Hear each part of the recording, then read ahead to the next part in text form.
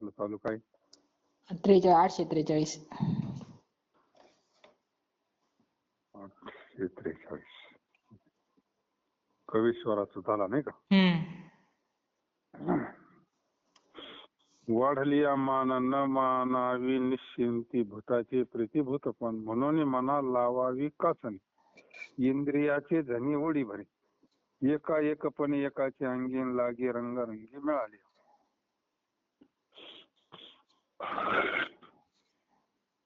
का म्हणे देव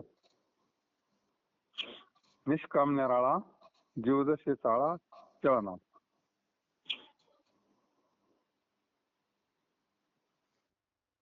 जनलोकामध्ये आपली मान मान्यता वाढली तरी त्या संबंधाने स्वतःला धन्य मानून स्वस्थ असू नये. कारण भूतांच्या आदराने भूत गतीत जावे लागेल.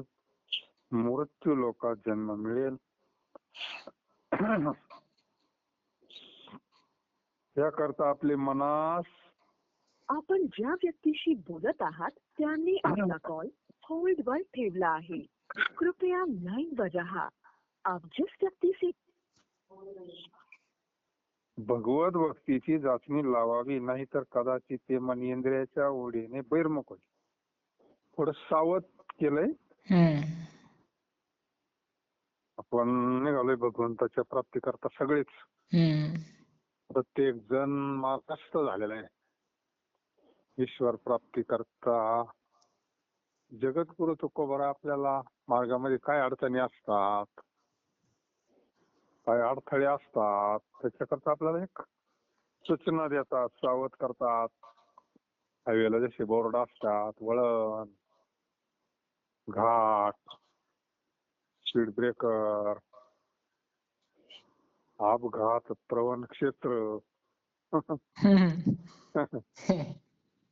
तसं लय मान्यतेमध्ये जर स्वतःला गुंतला तर मग परत जन्म मरणाच्या चक्रात यावं लागेल ना. मान्यता फार आवडते आपल्याला. पुन्हा जर मृत्यू लोकात जन्म मिळाला त्याच्यापासून जर आपल्याला वाचायचं असेल तर भगवत भक्तीची चाचणी लावावी, नाहीतर कदाचित ते मन इंद्रियाच्या ओढीने. मन काय आहे, थोडं परमार्थापासून बाजूला झालं का बहिर्मुख होत आहे. लगेच विषयाचं चिंतन करते. काय त्या मनात पुढं फार हात टेकले बाबा, हे चालू हेच बरं आहे.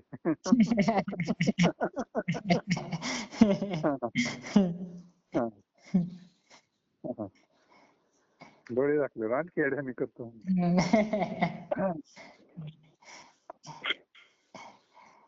समर्थ म्हणले, समर्थाने काय याच्यावर अभ्यास केला असं म्हणा. सज्जना भक्तिपंथीची जावी तरी श्री हरी पाविजे तो स्वभावी. म्हणून त्याला भक्तीच्या म्हणजे प्रेमाच्या अंतर्मुख असावा. एका परमात्म्याच्या रूपाकडे ते मन लावावे. मनाचा स्वभाव असा आहे की ज्या रंगाकडे त्याच लावावे तो रंग बनते. मनात असं आहे, मना पुढे सगळ्यांची हट्टे केली. मनाची कशावर विजय मिळेल, पण मनावर विजय मिळवणं फार कठीण, फार कठीण.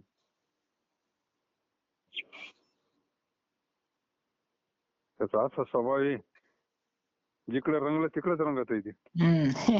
मनोराज्य म्हणतात त्याला. काही बी काही मनोराज्य काय कोणत्या याच्यात जाऊन रंगत आहे नाही का.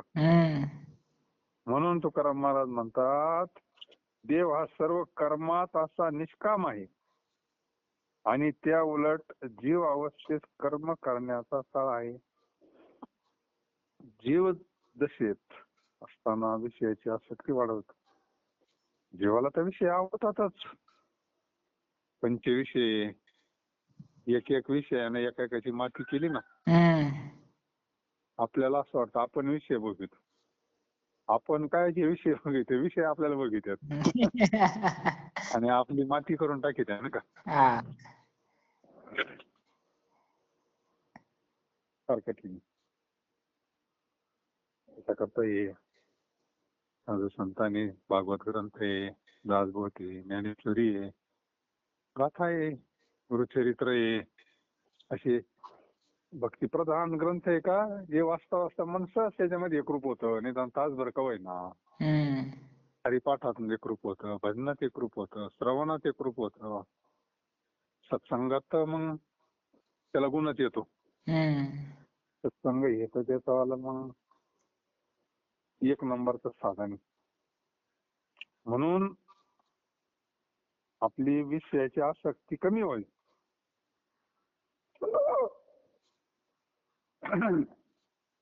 माया साक्षी आम्ही नेनो भिड बारा, पाणी पर नाही दोन्ही.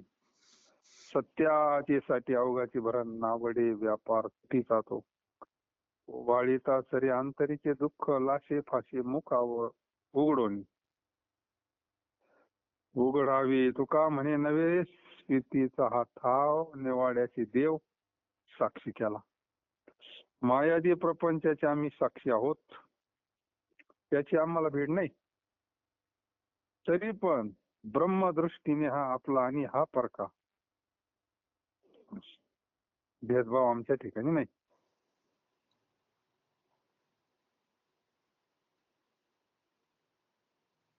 ब्रह्मदृष्टी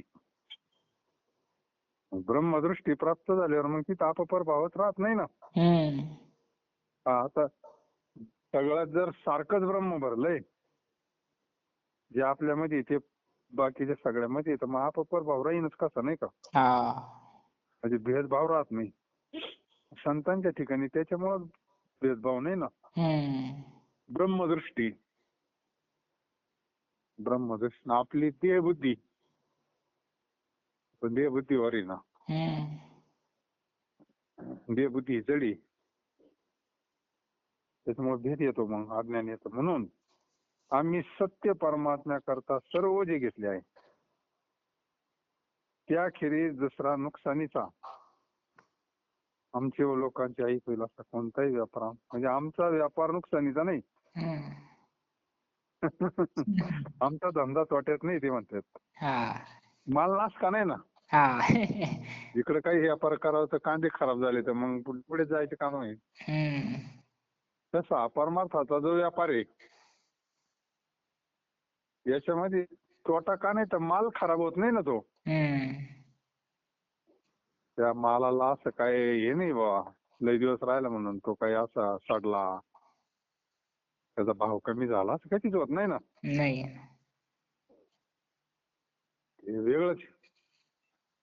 त्याचा भाव आपण जसा हे करू तसा होत असतो त्याचा, नाही का. म्हणून तोट्याचं काम नाही म्हणलं, आमच्याकडे नुकसानीचं काम नाही. गाळवाच्या दुःखास वरवरून गोजारले तर ते आतल्या बाजूला जोरावते. त्याकरता त्यास फासण्या त्याची तोंड मोकळे करावी. हे बेंड ज्याला होईल त्याला जास्त अनुभव असतो. वरून वरून त्याला गोंधळून काय होत नाही, नाही का. त्याला फोडावंच लागत ते. फोडायचं म्हणजे लय अवघड काम, नाही का. महाराज म्हणजे तसं नाही फोडलं तर असं लोखंड तापायचं, फासण्या घालून त्याची तोंड मोकळे करावी. आता हा दृष्टांत काय करताय माहितीये, लोकांना गोंधळून गोंधळून चालत नाही.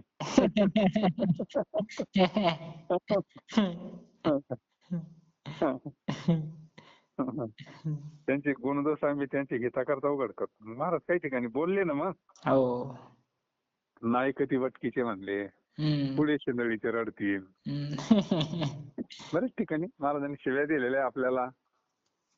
काय माय गेली होती भूतापाशी, हरी नाही मुखाची आर्य मोडा. पातके करिता पुढे आहे पुसता, काय उत्तर देता होशील तू. म्हणजे आता ते काय केलं तिने, मग बेंड फोडल्यासारखंच आहे ना. तुकाराम महाराज म्हणतात हे ठिकाण लौकिकाचे नाही, वर जो मी निवाडा केला त्यास साक्षी देव आहे. कल्याणा करता येते, नाही का. ते काय ब्रह्मदृष्टीवाल्याला काहीच नसते, पण बघ का आपल्याला कल्याण करण्याकरता डॉक्टर आपल्याला कापितोय, पण आपल्या दुखणं बरोबर नाही करतात का पितो ना. हो. काय त्याला हौस आली नाही ना. पैसे घेऊन का पितोय ना तो. म्हणजे त्याचा कृती जरी दिसत असली पण हेतू चांगला आहे ना. हा. कृती आपल्याला असं वाटतं डॉक्टर का पितो, अरे पण हेतू काय आहे, हेतू महत्वाचा आहे ना. वरून वरून कृती दिसते आपल्याला बा, कधी कधी पाय तोडावं लागायचे, हात तोडावं लागायचे नाही का. पण हेतू काय तसं संतांचं असतं म्हणून सुद्धा बोलतात. बाकी त्यांना काय करायचं, आता ज्या महापुरुषाला ब्रह्मदृष्टी प्राप्त झाली त्याचा काय विषय बोलायचा नाही का. हो. म्हणून संत आवडे तो काळाचाही काळ, समर्थाचे बाळ जेवी समर्थ, परी सत्ता तेथे नाही एके विन, मोहे न पवेसी नाहीसे राखे, केले अन्याय ते सोडवी उपचारे, न देखे दुसरे नाशामूळ, तुका म्हणे मुख्य कल्पतरू छाया, काय नाही दयाचा येत आहे. जो संतांना प्रिय आहे तो काळाचाही काळ आहे. संतांना जो प्रिय झाला तिथं तिथं काळाचं काही चालत नाही ना. तुका म्हणे काळ काही करू न शके बोल, तुम्ही सांभाळिले संती. संतांनी जर सांभाळलं देवाला, संत काळाच्या पलीकडे गेले, काळाच्या माथ्यावर पाय देऊन गेले ना. हो. आम्ही माथा दिला पाय, सगळ्या जगाला खाणारा काळ. असे समर्थ राजाचे बाळक समर्थच असते. संत समर्थ आहे ना. हो. तुका म्हणे आले समर्थचे म्हणा, स्वामी समर्थ आहे, त्यांची लेकर आहे आपण. त्याच वाघाचं बछड वाघाचं मांडीवर बसायला घाबरत का. नाही ना. त्या बालकावर एका समर्थ राजाची सत्ता असते, त्याला ताप न होईल असे परमप्रीतीने त्याचे तो रक्षण करतो. राजाचा मुलगा म्हटल्यावर त्याला काय कमी तिथं, राजाची कांता काय भिका मागे. त्या बालकाने काही अपराध केला तर क्षमा, समोपचाराने चार विचाराच्या गोष्टी सांगून ते बालक पुन्हा अपराध न करेल असे समर्थ पिता करतो. त्या योगाने त्या बालकाचा घात होईल असा व्यवहार करत नाही. आपण संतांचे लेकर आहे. तुम्ही संत माय बाप कृपावंत, काय मी पतित कीर्तिवान, अवतार तुम्हा धराया कारण उद्धरावया जन जड जीवा. तुकाराम महाराज म्हणतात कल्पतरू छाया ही श्रेष्ठ आहे, त्या ठिकाणी दया नाही, काय संत तसेच आहे. कल्पतरू होणे जुने म्हणलंय ना. कल्पतरूची बी उपमा कमीच होती संतांना. संतांना उपमा काय, तुका म्हणे गुण चंदनाच्या अंगी.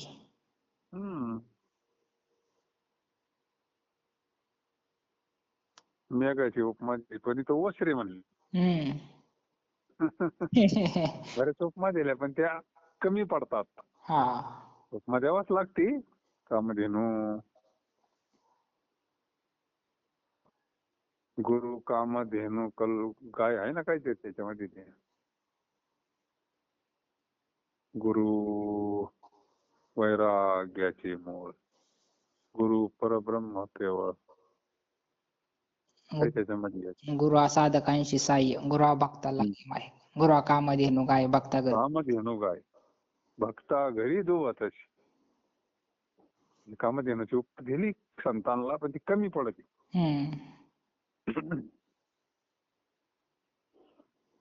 संतांच्या अधिकारी अमंगळतीने विश्वशत्रुतेने सांडीपरी, कुळ आणि रूप वाया संसार गेला भारतार मोकलिता, मूळ राखे तया फळा काय उणे चतुर लक्षणे राखो जाणे. तुका म्हणे सायास तो एके ठाई, दीप हाती तया अवघे बरे. संतांनी ज्याचा धिक्कार केलाय त्याची जगणी ओंगळ आहे.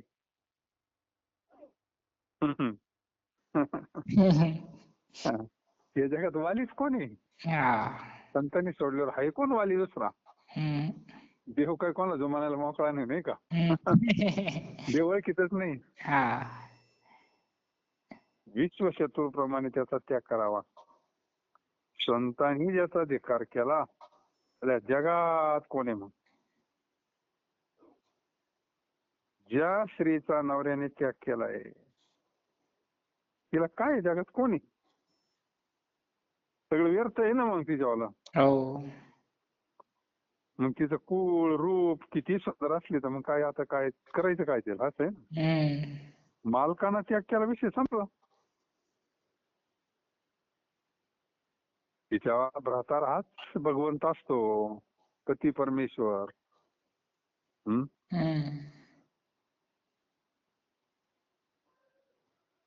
यांना जर त्याग केला तर मग कोण आहे? काय व्यर्थ झालं ना सगळं संसाराचं जीवन. तसं संतांनी जर आपला धिक्कार केला तर कोण आहे या जगात? कुणीच नाही महाराज, कुणीच नाही. ज्याने मुळाचे रक्षण केले त्याच फळाला काय कमी आहे का? म्हणून म्हणलं जाणते गुरु भजिजे तेने कृत कार्य होईजे जैसे मूळ सिंचने सहजे शाखा पल्लव संतोषी. ज्यांना झाडाच्या मुळाला जपलं सगळ्याला जपलं त्याला फळ भेटतील.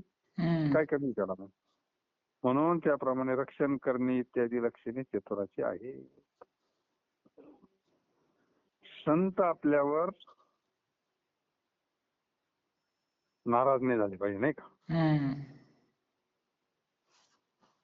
संतांचा वशिला फार मोठा आहे. संतांनी जर आपला अंगीकार केला मग काहीच कमी नाही का? तुकाराम महाराज म्हणतात योग्य असा एका ठिकाणी यत्न करावा. अंधकार प्रसंगी दिव्याचा आश्रय करणे सर्वोत्तम आहे. संतांची कृपा संपादन करावी. जसं अंधारात दिवा महत्वाचा आहे तसे संत काय आहे? ज्ञानरूप आहे ना. संत म्हणजे ज्ञान. संत म्हणजेच प्रकाश. गुरु शब्दाचा काय अर्थ आहे? अंधाराकडून जो प्रकाशाकडे येतो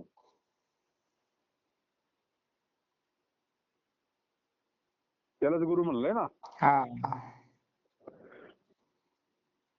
सामान्य व्यवहारात जर आपल्याला प्रकाशाची गरज आहे, अध्यात्म क्षेत्रामध्ये संतांची कृपा झाली तर आपल्या जीवनातला अज्ञान नष्ट होऊन जाईल, अंधार नष्ट होईल. म्हणून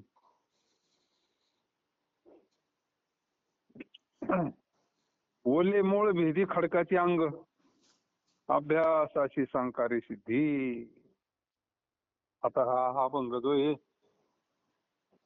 हा सगळा चिंतनावर. नवी आयशे काही नाही अवघड नाही काही वाढ तेवची वरी. दोरे चिरा कापे पडिला काचनी अभ्यासी सेवनी विष पडी. तुका म्हणे कैसा वैष्ण्याची ठाव जेठी बाळा वाव एकाएकी. असे अभ्यासानं काय होतं बुवा? सुरुवातीला लय अवघड वाटतं काही गोष्टी, पण ह्या गोष्टी अभ्यासानं होतात. आपल्याला असं वाटतं पंढरपूर पायी पायी कसं काय जाणं होईल एवढं लांब? 250 किलोमीटर पायी पायी. पण मग आता जाऊन तर येतातच ना लोक. 250 म्हणजे आपल्याला 250. तिकडे ते शेगाव गजानन महाराजांचं मुक्ताबाईंची तिथून दिंड्या निघतात. म्हणजे आता त्यांना आपल्या डबल तरी धरावं लागेलच ना. डबल पेक्षा जास्त येईन म्हणायला. जास्त जाते जवळजवळ 700च्या आसपास जात असेल त्यांच्यावाला. 700 किलोमीटर पायी. आता ही परिक्रमावाली नर्मदा परिक्रमावाले किती अंतर आहे, पण थोडं थोडं थोडं थोडं चालल्यावर होतंय ना. थोडं थोडं थोडं करीत राहिलं का होत असतं. तसं भगवंताचं चिंतन थोडं थोडं रोज थोडं थोडं थोडं आयुष्यभर केलं तर भरपूर होतंय. त्याच्याकरता दृष्टांत दिलाय मग झाडाचा. वृक्षाचे जिवंत मूळ जसे जसे जोरावते तसे तसे खडकाचे अंग फोडून भूमी शिरत असते. आता डोंगरावर झाड असतात, आपण पाहतोय ना. आता काही मंदिरांवर झाडं उगलीत, दगडच आहे ना. आपण पाहिलं ते महादेवाच्या मंदिराला तिथं तुमच्या त्या प्रवर संगमला वर, किंवा बऱ्याच ठिकाणी वाडे जुन्या वाड्यांना. मग कसं काय एवढ्या दगडामध्ये आणि झाडाचं मूळ कसं राहतं, किती नाजूक आणि किती कोमल राहतं. त्याचा शेंडा जर पाहिला झाडाच्या मुळाचा, त्या डोंगरामध्ये मोठं मोठं झाड, कसं काय ते मुळं त्या डोंगरात घुसले असतील बा. एका दिवसात नव्हती. वृक्षाचे जिवंत मूळ जसे जसे जोरावते तसे तसे खडकाचे अंग. ते कसं आहे, त्याला थोडा गारवा लागला, थोडी जागा सापडली की ते हळू हळू हळू हळू हळू हळू मोठं होतं, पुढं सरकत. आणि एकदा मोठं झालं का मग पार खडक बाजूला करता येते ताकद आल्यावर. तसं मग त्या झाडाचं मूळ नाजूक असते, पण नंतर हळू हळू हळू त्याच्याकडून काही तोडून घ्या मग, नाही का. तसं त्याप्रमाणे अभ्यासाच्या बलाने सर्व कार्य सिद्धता होते. चिंतनाचा जर अभ्यास केला तर आपल्याला भगवंत स्वरूपाचा प्राप्त होईल. अभ्यासानं काय नाही होत. आता काही काही लोक तो ब्रुसली असे हाताने विटा फोडीत होता ना, दपादप अभ्यास होता ना त्याचा. आता आपण काही ते काही प्रयोग पाहतोय, अभ्यासालाच होतात. कोण पाण्यावर चालतात, कोण काय करतात, कोण काय तर कोण काय, कोण इतकं किलो वजन उचलित येतं, कोण रनिंग मध्ये पहिला येतं. मग अभ्यास केला तिने ना. व्यवहारात जर अभ्यास केला तर मग परमार्थाचा अभ्यास केला तर काय अवघड आहे त्याच्यात, नाही का. कसा, त्या वृक्षाच्या मुळासारखा भगवंताचं चिंतन सारखं थोडं थोडं थोडं थोडं थोडं थोडं करता करता करता जीवदशा नष्ट होती ना. मग अभ्यासाने अमुक एक गोष्ट साध्य होत नाही असं काही अवघड नाही, पण जोपर्यंत याने अभ्यास करण्याचा निश्चय केला नाही तोपर्यंत मग अवघड आहे. मग निश्चय फार महत्वाचा आहे, नाही का. निश्चयाचे बळ तुका म्हणे त्याची, निश्चय फार महत्वाचा असतो. मनाचा एकदा जर निश्चय ठरला नाही एखादी गोष्ट करायची, फार शक्ती असते निश्चयामध्ये. निश्चयाची शक्ती फार, ठरलं पाहिजे मात्र मनात.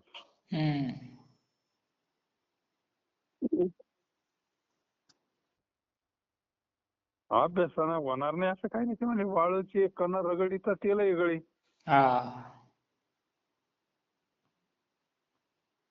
अभ्यासाला काहीच अवघड नाही महाराज. काय अभ्यास करतात काही काही मुलं, जोपर्यंत याने अभ्यास करण्याचा निश्चय केला तोपर्यंत मात्र कठीण आहे. काही नापासही वाटत, काही पासही वाटत. अजून एक दृष्टांत दिला. दोराच्या घर्षणाने मोठा दगड देखील कापला जातो. दोरा शिरा कापे. आता तुम्हाला दृष्टांत मोठा तर काय आता विषय राहिला नाही मोठाचा, पण ते दगड आहेत अजून जुन्या काळातले. मोठाला अशी डावी असायची द्वारे सैंदराची नाडी, आणि ती अशी मोठ वर वाढताना घासायची, खाली जाताना घासायचे त्या दगडावर. त्या दगडाला असे करकुचे पडतात. दगडाला करकुचा पडणे, दगड म्हणजे काय सामान्य गोष्ट आहे का. भले मोठमोठे करकुचे पडतात, मग एका दिवसात पडले का ते. आज्या पंजाना मोठा हाकल्या, बापाना मोठा हाकल्या, तीन तीन पिढ्या हाकल्या तेव्हा ते पुढं दोरा चिरा कापी. चिरा म्हणजे दगड. अभ्यास नाही का तो रोजचा. दिवसभर तो नाडा घासत खाली जातो, घासत वर येतो, घासत खाली जातो, घासत वर येतो. असं आहे. अभ्यासाना दगड सुद्धा कापला जातो असं सांगायचंय त्यांना. हा.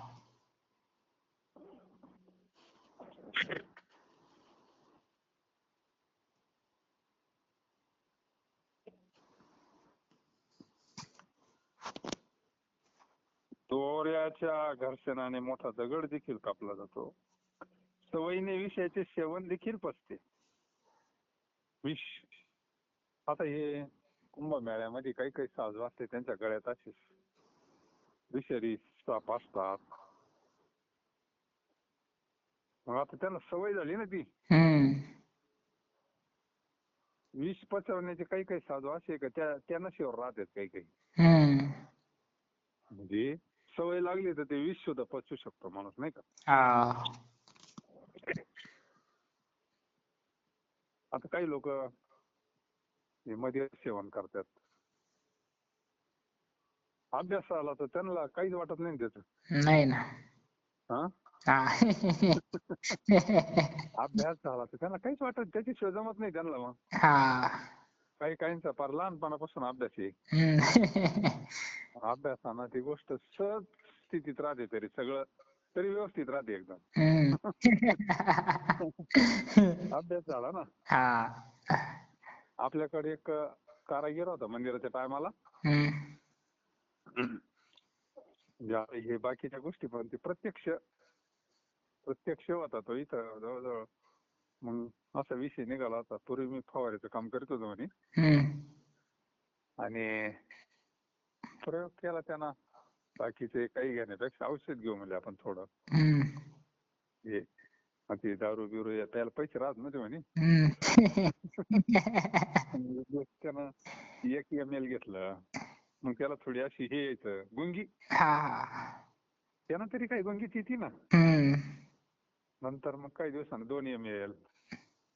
शरीराला वळण पडलं ना त्याचं. औषध 3 ml. म्हणजे चांगली गुंगी येण्याकरता मग काही दिवसानं वाढवायचं त्याचं पावर वाढवायचं. 4 ml 5 ml.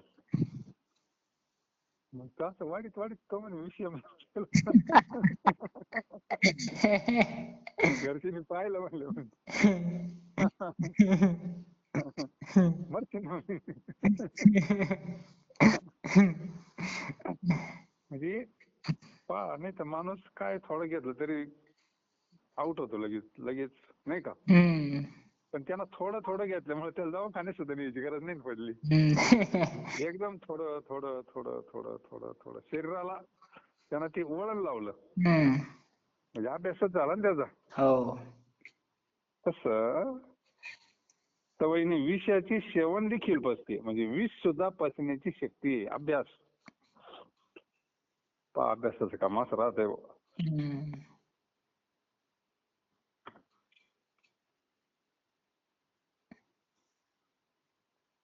तुकाराम महाराज म्हणतात, आईच्या पोटामध्ये 9 महिन्याचे मूल.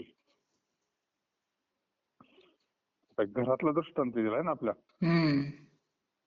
आईच्या पोटामध्ये 9 महिन्याचे मूल राहण्या एवढी जागा राहिली असते काय.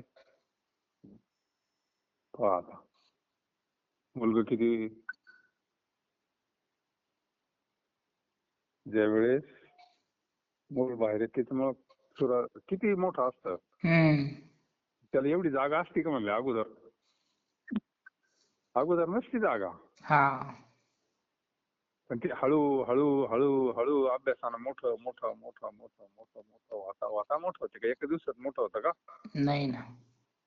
9 महिन्याचा काळ जातो ना. दृष्टांत किती भारी पहा. पण हळूहळू ते मूल राहण्या इतका अवकाश होत जातो. ती बरोबर जागा होते ना. अभ्यास येतो. दृष्टांत आहे सगळी, चिंता न करता बर का. त्या एका गावामध्ये अशी गवळी होती आणि दुधाचा व्यवसाय. वर काही होतं, वरच्या मजल्यावर राहत होते. खाली गुरं ढोरं सगळं असं काय चारा पाणी. मग ती म्हैस जनली. हम्म. मग ती बाई काय करायची, आता ते जनले ते पाळडू बाईक राहता ना, हम्म. त्याला कवळी घालायची आणि वर घेऊन जायची. हा. पुन्हा संध्याकाळी प्यायला आणायची, हा. पुन्हा सकाळी प्यायला आणायची 2 टाइम. हम्म. त्याला काय कवळी घातली का वर न्यायची, कवळी घातली का खाली आणायची. पण ते मोठं झाल्यावर वजन वाढत चाललं ना त्याचं. हा. हा पण हिचा अभ्यास ना रोजचा. हा. कवळी घातली का लगेच वर घेऊन जायची. पुन्हा संध्याकाळी. आता अभ्यासामुळे त्याला ते सहज जमलं, दुसऱ्याला जमत नव्हते. हा. ते पाळडू मोठं झालं ना, 6 महिने चांगलं टपूर, तरी ती न्यायची.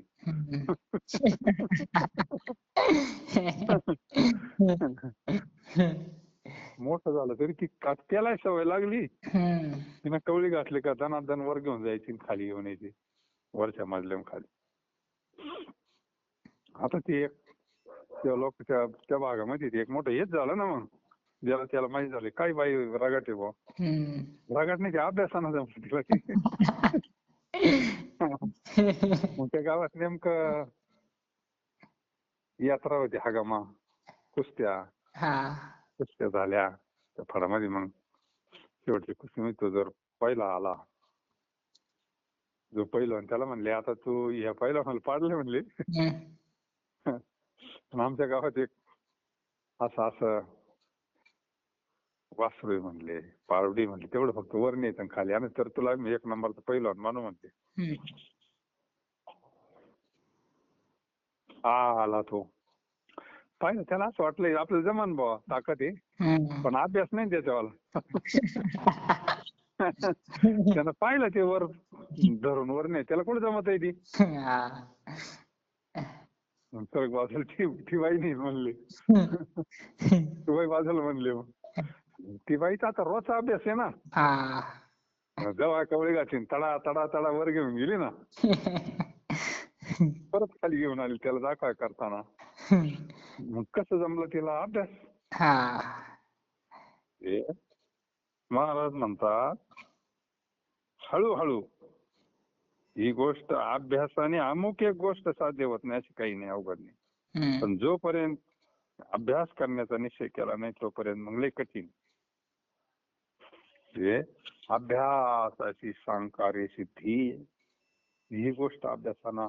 आता याच्यातून आपल्याला काय घ्यायचंय, भगवंताचं चिंतनाचा अभ्यास करायचा आपल्याला, नाही का.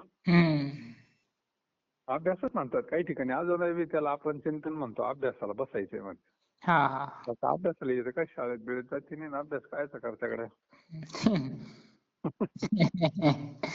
त्या चिंतनाला अभ्यास म्हणतात. अजूनही बऱ्याच ठिकाणी केरो बाबांचा शिष्य परिवार जो आहे ना, ते अभ्यासच म्हणतात.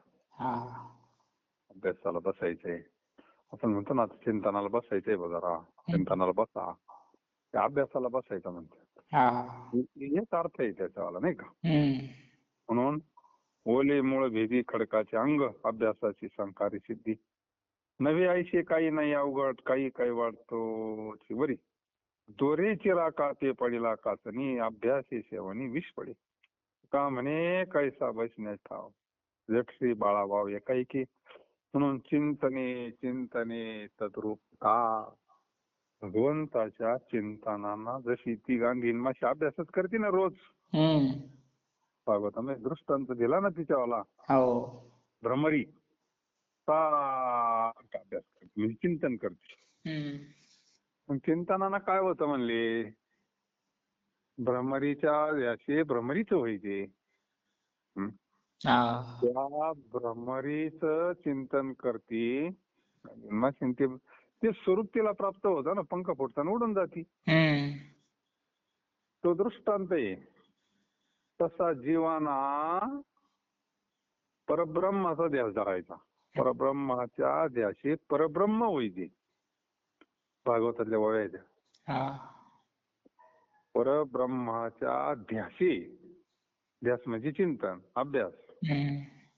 ध्यासानं काय होतं, परब्रह्मच होतं. जीवित्व जाय पालटवणी, मग त्याची जीवदशा नष्ट होती आणि शिवदशा प्राप्त होती. त्यालाच सायुजी मुक्ती म्हणतात.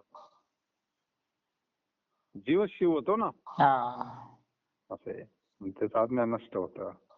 जीवदशा नष्ट होती म्हणजे मुक्त होतो अभ्यासानं. हे जगद्गुरु तुकोबारायांना सांगायचं. म्हणजे तो अमर होतो, हम्म म्हणजे तो अविनाशी होतो. अमर होतो म्हणजे काय होतो? स्वरूपानं. हा मग त्याला कळतं का आपण देह नाही, नाही का? हम्म अशा पद्धतीनं आज नागपंचमी आहे. म्हणलं काही का होईना थोडी सेवा जगद्गुरु तुकोबारायांच्या कृपेनं, नाही का? हम्म झालेली सेवा जगद्गुरु तुकोबारायांच्या चरणी, समर्थांच्या चरणी, सद्गुरूंच्या चरणी समर्पित. पुंडलिकावरधारी विठ्ठल श्री ज्ञानदेव तुकाराम पंढरीनाथ भगवान की जय. जगद्गुरु